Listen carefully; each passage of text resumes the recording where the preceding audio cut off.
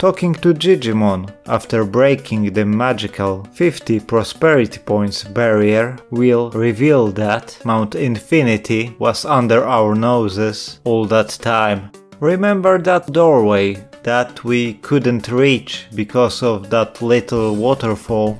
Now, thanks to talking to Digimon, we can. But as Digimon said, it's really important to go fully prepared. Mount Infinity consists of 12 levels that we'll need to climb continuously, so it's important to take a healthy supply of restorative items, food, portable potties, autopilots, bandages, as you don't want the 20% in battle stat reduction when fighting the final boss. Enemy repel can come in handy thanks to enemies grouping together really often. But as soon as we leave Digimon's house, we're ambushed by Airdramon, who was sent to assassinate us. Thus, another battle begins. Or doesn't. Just as with the Greymon, using autopilot to leave Digimon's house allows to skip this boss battle entirely. Just be sure to avoid the entrance to Digimon's house. Oh no! And you don't lose anything, as Airdramon doesn't drop any stat chip, which would be lost anyway because we're transported back into Digimon's house after the fight ends. If you lose to Airdramon, you won't need to repeat the fight. As long as you don't talk to Digimon again, the path to Mount Infinity will remain open. Fighting Airdramon shows what to expect from Mount Infinity. Lots of HP, high stats, and upper tier techs. Airdramon uses Spark to demolish your Digimon's HP and stun him. Confuse Storm to make him an easier target, and Hurricane to give you free hits, I suppose. Hurricane is a really weird move. It hits everything on the screen, is weaker than both Spinning Shot and Spark, and yet it has one of the longest charge-up animation in the game, during which the technique can be easily interrupted. It's utter trash.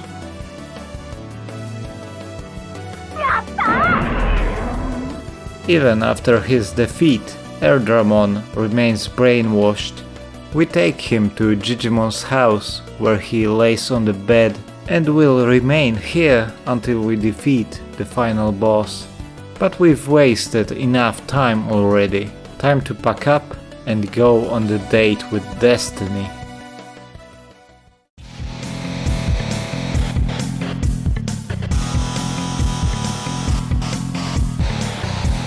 We are greeted with a hard-rocking tune, fitting for the final dungeon.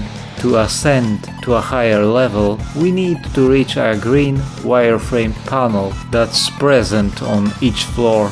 The first one is tightly guarded by 3 stationary Vermilimon, but it's possible to squeeze between them if you're true smooth operator.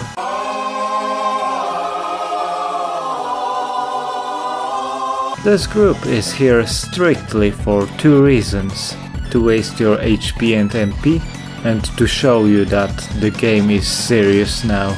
With 4200 HP each, it will take some time to whittle them down. I would say that equipping one area-wide attack is a good idea, but to be honest, Mount Infinity Digimon can do fine enough job with their allies. Vermilimon use techs that can hit multiple targets: Red Inferno, Tremor, and Meltdown. That last one is powerful, fairly quick, near impossible to interrupt, screen-wide technique that can also quite often stun. If not for the high MP cost, it would be close to perfection. Vermilimon are also the only non-boss Digimon that use finishing techniques, so beware. The pathways in Mount Infinity tend to be really narrow, so avoiding patrolling Digimon can be really problematic, leading to unnecessary battles. There are also many item PCs waiting for you at the end of those optional paths. They are often guarded, so you have to make a decision if it's worth wasting HP, MP and resources to get it now, or to simply get them later. Digimon that we battle in Mount Infinity have pretty creepy and intimidating dialogues, clearly showing their allegiance to the big bad guy. The writers did a really good job. Some of these lines made my skin crawl, even back then when my understanding of English was quite limited. I especially like Rockmon, both for having the best lines and also for their design. Creepy wireframe golems that totally aren't based on Frigimon. They are the best source of Aurora Freeze, and if you haven't got Ice Statue already, they'll very gladly teach you. On the 6th floor, we meet with Devimon again. This time though, we have to fight him, and he's quite a pushover who, despite having access to really impressive array of techniques, uses mostly buffs and Megaton Punch, very rarely throwing in a Megalo Spark. His stats are pretty crazy though, and he hits like a truck if you let him. With Ice Statue or Thunder Justice, he would be truly nightmarish. By whooping his ace, we manage to snap Devimon from being brainwashed. He scurries off to the city, but is recruited only after actually defeating the final boss. Even though one could call Mount Infinity's visuals monotonous and boring with its circuitry cubes, I think that they are a good fit for the final dungeon of Digital World. All pretenses of trying to imitate something from the real world are thrown away, instead using mathematical shapes, wireframe and numbers. It makes Mount Infinity stand out in an unnerving sort of way. Floor 10 is devoid of enemies. Instead, there is a large optional plaza with Megadramon guarding 2 item PCs. He just floats there, ominously, without saying anything.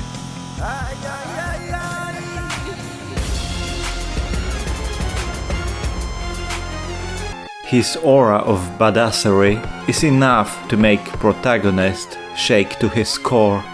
Megadramon is completely optional, and it's nice that they give us the option to back out, as he is really powerful, and this fight can easily go out of hand.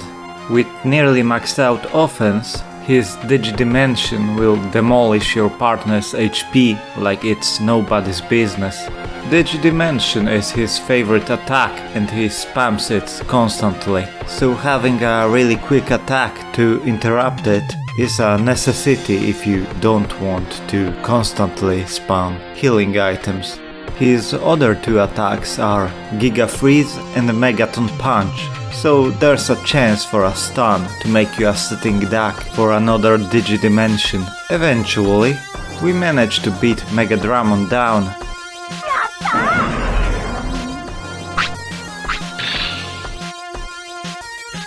He, besides Giromon, is the only Digimon that uses Digidimension outside the arena, but I wouldn't recommend restarting this battle over and over again just to learn it. It's not worth it really. Megadramon silently retreats to join the city after we defeat Big Bad. As a consolation prize, we can raid these PCs with stat chips. Nice! Next is a long corridor leading to the final room, which is blocked by MetalGreymon. I like how protagonist says what every player is thinking right now. Sadly, MetalGreymon doesn't really agree with that reasoning and attacks us anyway. His stats are the highest we've seen so far, and he uses very powerful moves. Buster Dive, that is quite fast, has a range and can confuse. Meltdown, that is nearly impossible to stop, hurts a lot and can stun. And lastly, Fire Tower? Actually, that's Infinity Burn, really powerful fire tech that can stun and hits every enemy. Sadly, Meltdown, even with lower power and higher cost, is a much better move because of its reliability. Also, really, they couldn't make a new animation for such an awesome sounding technique? Heh. Infinity Burn is MetalGreymon's weak point, as it allows us to get free hits thanks to its charge time. After being defeated, MetalGreymon regains his senses and walks away, telling us that just like every other boss Digimon from Mount Infinity, he'll join the city after everything is over. And so, this is it. Just a few steps forward and we'll hit the top of Mount Infinity. It's a good moment to patch up and think about everything we went through. If you feel unsure, use autopilot to save and stock up.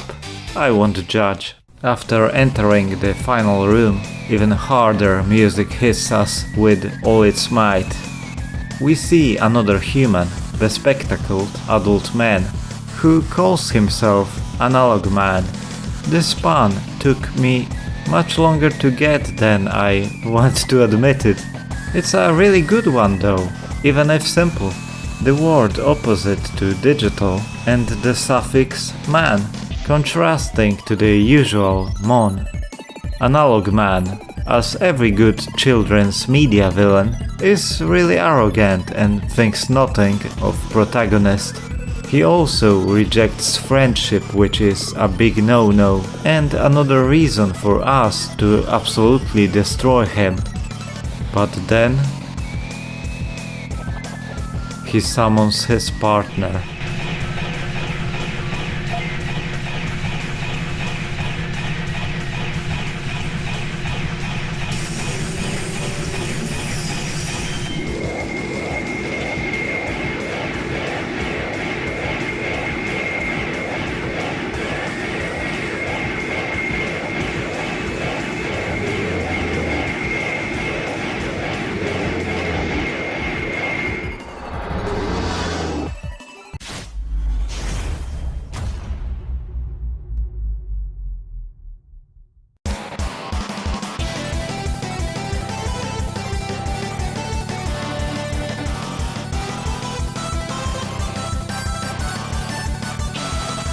A terrifying build-up. Monstrous, cool-looking opponent who actually poses a real threat. And a banging soundtrack that hits as hard as Machinedramon will hit your Digimon. This fight has it all. I had to shut up so your ears could bask in the glory of the final boss theme. It's just like the boss theme, but cranked up to 11. Simplicity really is the best. Machinedramon's stats are sky high, so even his weakest attack, Megaton Punch, will be really unpleasant, and that's nothing compared to much more powerful all-range beam that nearly always hits, and soul-crushing Thunder Justice. Seeing over 1500 HP just evaporate in a moment because your Digimon didn't move in time is devastating. Even more if it stuns and thus sets you up for another dose of pain. And yet that's nothing, and I say nothing, compared to getting hit by Infinity Cannon, Machinedramon's finishing technique that can take you out really easily if your health is below 50%. Machinedramon has a lot of HP and good defense, so if your Digimon is unable to deal lots of damage quickly, It's quite likely that you'll see Infinity Cannon 2 or even 3 times. Machinedramon is an amalgamation from many different machine Digimon, showing that he is the true Machine Emperor. Equipped with MetalGreymon's Giga Blaster and left claw, Megadramon's right claw and helmet, Airdramon shoulder pads, Metal Tyrannomon's mandible and wiring, a Digimon from version 5, sadly not present in the game, and 2 Psycho Blasters taken from 2 different Metalmanamons. Being a walking war armory, Machinedramon is a force to be reckoned with. Obviously, having a quick, powerful move capable of stun locking is key. A move with a long startup that you can set up when you're expecting that the opponent has his finisher ready is a really good idea. Also remember to always be on the move, so Thunder Justice will miss. After a grueling battle, the cybernetic behemoth finally falls down.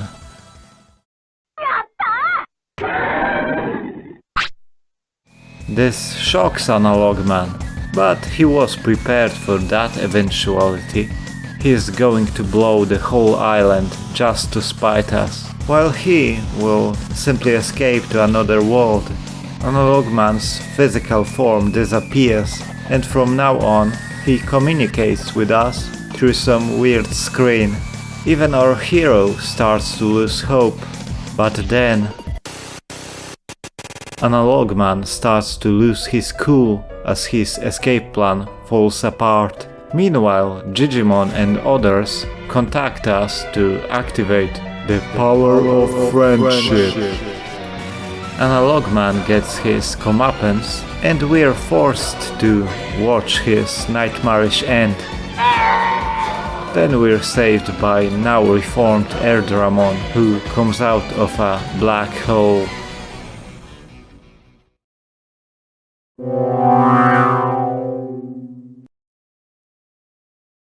Analogman is gone, but he will remain forever in our minds.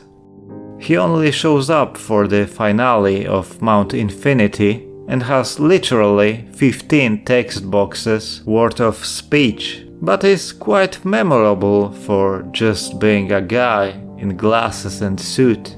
And while it may feel like he comes out of nowhere, the game foreshadows him quite a bit. We have the bit about human Digimon war from Cherrymon, Toy Town, and Factorial Town, and then there's brainwashed Devimon in Greylord's mansion, who acts on Analogman's behalf. Even the king of Sukamon says he can't let us stay because we're analog, clearly holding a grudge. Though, to be honest, thanks to the non-linear structure of the game, you can easily miss those story beats and reach the top of Mount Infinity and just beat the game. The game really expects you to do everything before beating Machinedramon, as nothing changes if you leave something for the time after beating the game. Yes, brainwashed Devimon still appears in Myotismon's plotline, even if you've recruited him already. Analogman is the source of the whole chaos on the island, as after taking control of Giromon, destroying the waste disposal computer in Factorial Town, the waste caused the whole city to go feral. Analogman is actually the perfect villain for Digimon, as he is a hacker, brilliant at that, so it makes sense how he brainwashed so many Digimon to do his bidding. Machinedramon the most powerful Digimon at the moment of the game's release, is built from the parts of multiple machine-type Digimon, so it's possible that Analogman programmed him himself from the data of other Ultimate Digimon, further showing his brilliance. He treats Digimon like tools, and I know that it will sound controversial, but can you really blame him? I mean, he's a computer expert and Digimon to him probably are more like complex programs with advanced AI. So then we have the whole ethical debacle about if AI can be counted as a sentient being, and also what's real and what's not. We as humans tend to, humanize non-living things that we spend a lot of time with, like computers, cars, or plushies. We get attached to them. It's natural. The same way we get attached to fictional characters like Digimon, for example. Protagonist has no reason to not think about Digimon as living beings. But I'm starting to ramble. What I wanted to say is that Analogman wanted to conquer Digimon world, treated it like any other computer space that just waits to be hacked, and Digimon were simply clumps of data that could be used to his benefit. Why would he do that, you might ask? And the answer is simple: his ego.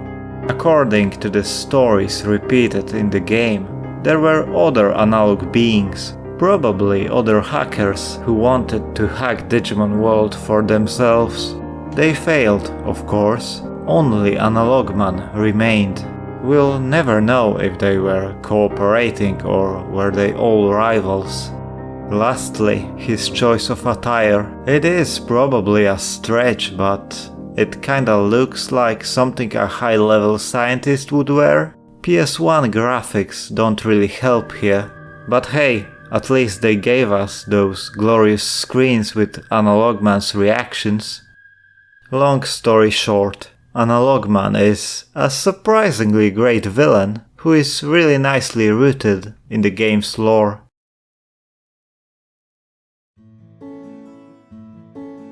Airdramon takes us to the place where our adventure started, in front of Digimon's house. Some of Digimon here are clearly just animated sprites so that PS1 won't explode due to having to render so many models. We say our goodbyes, which always made me a bit tearful. We have an option to save the game and then Digimon sends us back home.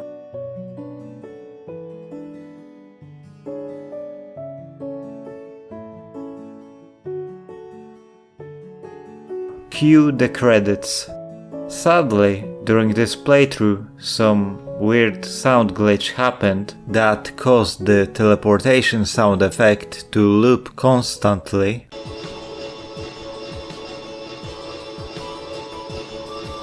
Defiling a fantastic music piece.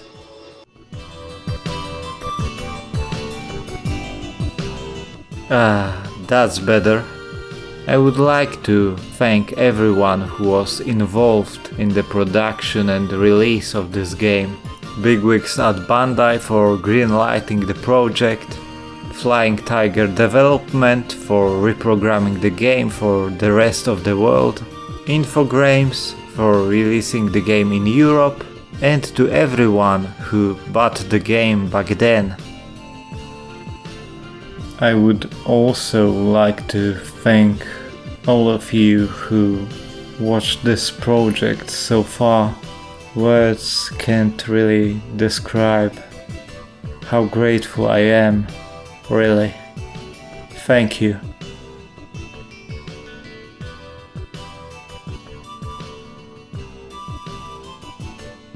Credits end with protagonist reuniting with his mom, who came home from work not knowing that her son was trapped in a completely different world for months. And then we're booted to main menu. If you saved the game when prompted to, before the hero returned home, you'll be able to continue with Machinedramon being defeated. After beating Machinedramon for the first time and getting an option to save my progress, I actually didn't do it. And that was my conscious decision. Digimon World was the first game I've ever played that offered the ability to continue after you beat the final boss. I was convinced that if I save, I'll be forced to replay the whole game again, but with new stuff, essentially doing a new game plus. So instead, I reset my console and loaded pre-final Mount Infinity save. Loading a finished save will prompt a new cutscene in which protagonist is showing off his skill at raising Digimon. Sadly, nobody believes his stories about Digimon World. When suddenly Megadramon materializes from his Digivice, apparently Analogman is back to no good and we have to return to Digimon World to stop him. It's just an excuse to continue playing. Yeah, love that reaction from protagonist. I feel the same when I return to this game each time. Beating the game increases your tamer level by 1, gets you a complimentary medal, and a Machinedramon card that is needed to complete our collection. There's also a really nice statue added to the fountain in the center of City Square as an ultimate thank you from Digimon. Every Digimon defeated during the Mount Infinity arc is now an official resident of File City, adding up to 10 prosperity points. Devimon joins Secret Item Shop selling DV chips. There are 3 types, each one increases 2 different combinations of stats by 100, HP and MP by 1000, making them 4 times as effective as normal stat chips, and all of that for 5000 bits each. They come with a catch, and quite harsh at that, decreasing lifespan by 24 hours and having a 10% chance of lowering your tamer level for each chip you feed to your Digimon. Basically, they are Digimon World's version of steroids. Still, they can be very useful. For example, when you need boosted stats to win a tournament at the arena and you have too little time to train, they can help you reach stats needed for ultimate before dying, as Digivolution takes priority. Finally, you can use them to max your Digimon's stats by abusing glitches, such as spots where your Digimon can't die, or holding the menu button while feeding chip to your Digimon so that menu will pop up instantly after he finishes eating, thus allowing you to use multiple chips in succession, and when you're done with it, using lifespan increasing item to regain some time, as lifespan can't reach negative numbers. And as horrible as it will sound, DV chips are really good when you want to get rid of your Digimon. And there are situations where you might want that. Megadramon just hangs out next to the arena building at nights, whining that our victory against him means nothing and that he'll show us his true prowess at the arena. Those are not empty threats. Megadramon has a nasty tendency to ruin high-grade tournaments. He is a really powerful Digimon. The remaining 2 Digimon can be found inside the arena building. Airdramon offers us his fortune-telling services that are strings of randomly picked fortunes about our overall luck, tip of the day, lucky color, and compatibility with our partner Digimon, forming our horoscope. It's completely random and doesn't affect anything in-game. Talking to Airdramon multiple times will generate different results. It's just a bit of dumb fun. just like MetalGreymon's nickname stand, where each time you talk to MetalGreymon, he'll generate a new nickname for your current partner. That nickname exists solely during this conversation, has no role, and is replaced if you talk to the stand owner again. Excluding Devimon, Digimon recruited in Mount Infinity are quite underwhelming, but with prosperity score of 97, there's still one ultimate Digimon to recruit. Returning to the final room of Mount Infinity that, let's face it, everyone wanted to check for possible secrets as soon as they were booted again into the game's world, will result in an encounter with Digitamamon, who may or may not be the child of Machinedramon. As an optional boss, its stats are even higher than Machinedramon's, and it uses Thunder Justice, Meltdown and Confuse Storm to deal a lot of damage and annoy you with status effects. Though, thanks to its extremely long animations, it's quite likely that Digitamamon will be stun-locked into oblivion. I'll never let it go with how they have mistreated my boy Digitamamon.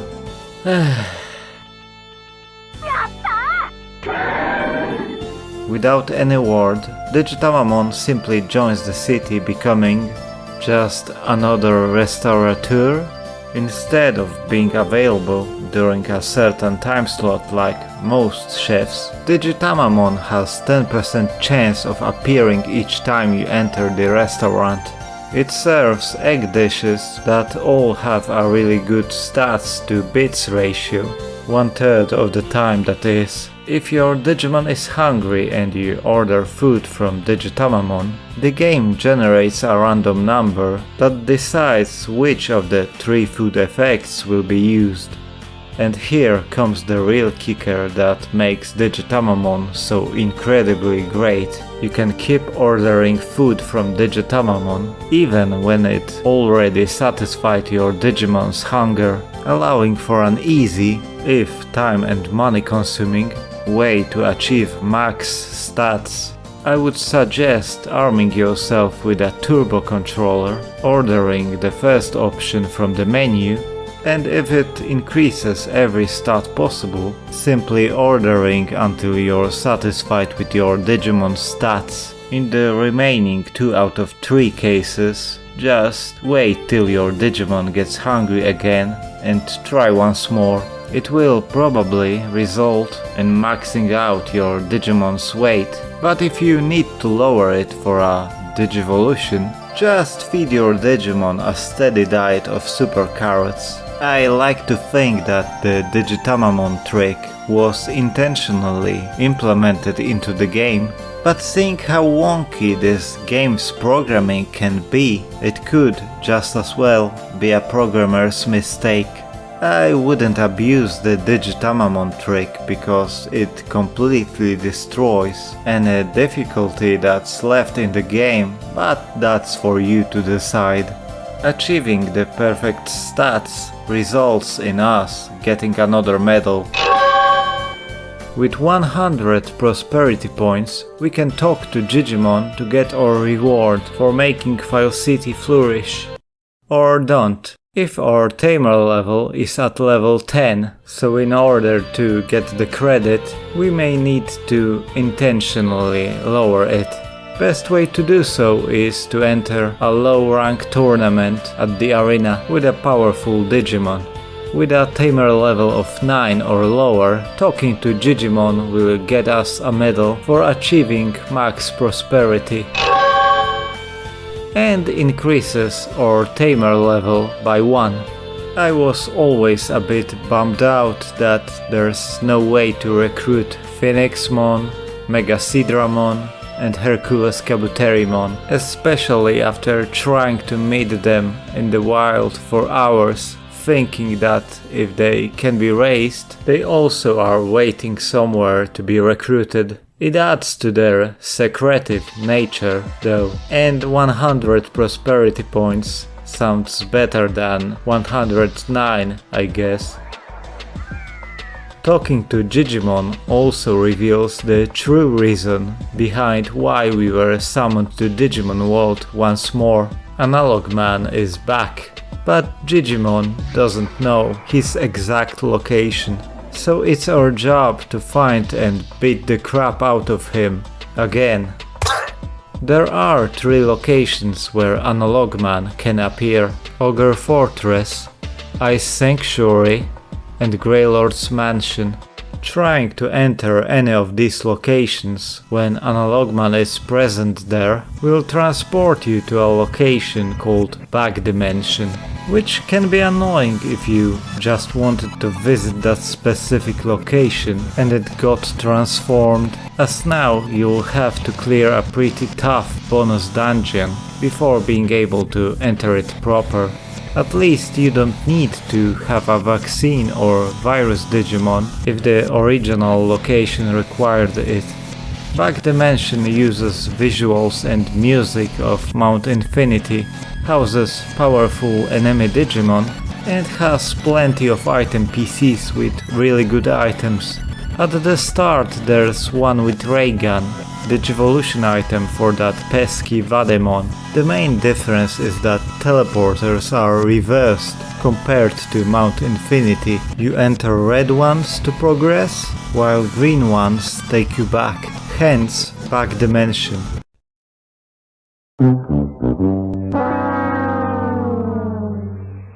There's a blue Meramon with a broken battle initiation script, just like that clear Agumon, so watch out for that.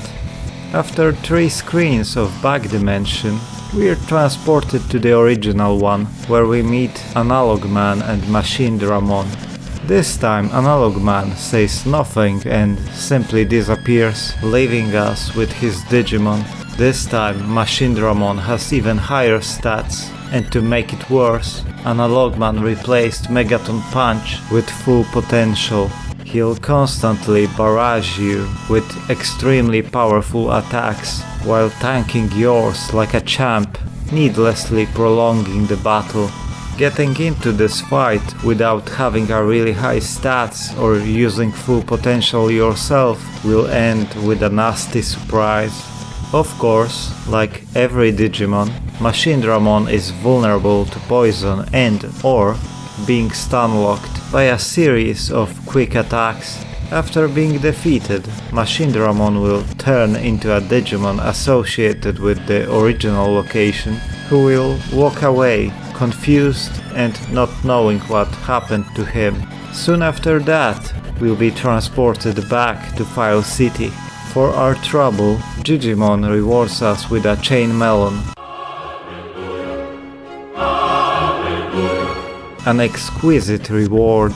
Defeating the boss returns Back Dimension to its previous form, but after 22 days it will take over another location. The cycle will repeat until you're bored of it, and thus Analogman's curse never really ends.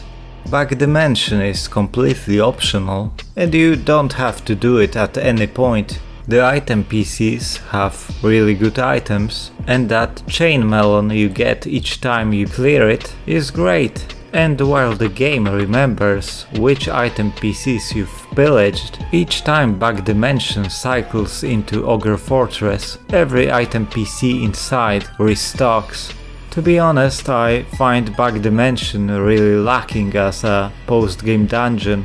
It is only 3 screens long, plus the boss room, and repeats Mount Infinity aesthetics, when it could have been so much more. Teleporters transporting player to distorted versions of places we've already been to, randomly picked from a list, making every run potentially different. Interesting enemy encounters allowing for rematches with boss Digimon or bizarre scenarios like fighting against 3 rookies with maxed out stats or something. The only saving grace is the inclusion of Tekamon, who was also present in the Myotismon's underground lab, blocking our path. Tekamon in the Digimon lore are associated with hackers, which is another connection between Analogman and the chaos on the island. And as I've mentioned before, Back Dimension can be used by the non-English PAL version players to reach Ogremon, despite that horrible localization mistake. You can wiggle around the guarding Agumon if you use walk button and move erratically. You'll be transported to Back Dimension if it replaced Ogre Fortress. Once you'll reach the boss room, you have to open PlayStation's disc tray at just the right moment. The game should load enough data to transfer you into the room without activating the script responsible for initiating the conversation with Analogman. Now avoid him and Machinedramon and exit the room. Close the tray and you should be able to fight Ogremon in his room, allowing you to complete the rest of the game normally.